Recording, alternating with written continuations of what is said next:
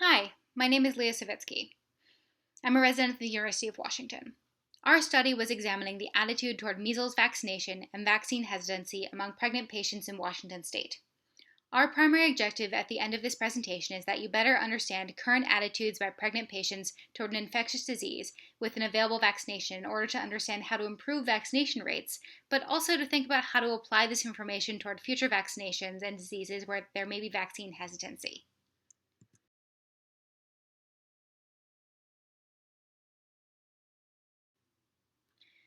As infectious disease outbreaks and pandemics increase in frequency, the objective of this study was to investigate the attitude towards the measles vaccine, as well as vaccine hesitancy among pregnant women in Washington state in 2019.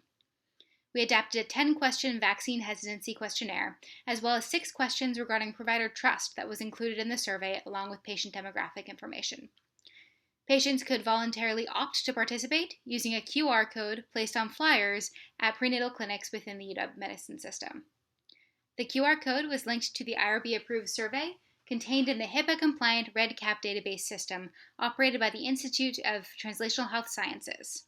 We downloaded and analyzed de-identified data using Stata 14.0.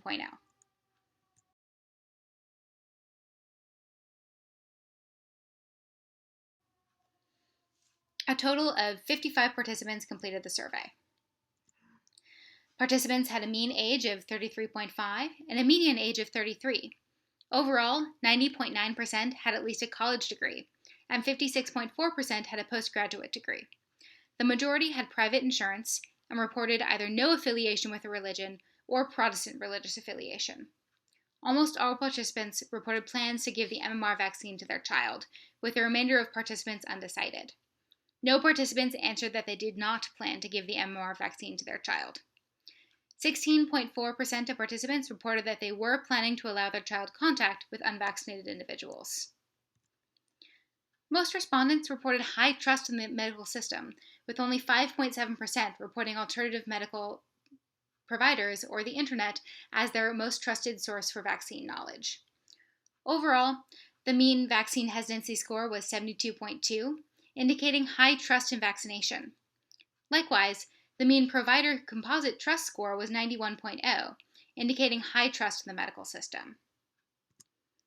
Historically, people living within the Pacific Northwest have had a high degree of vaccine hesitancy.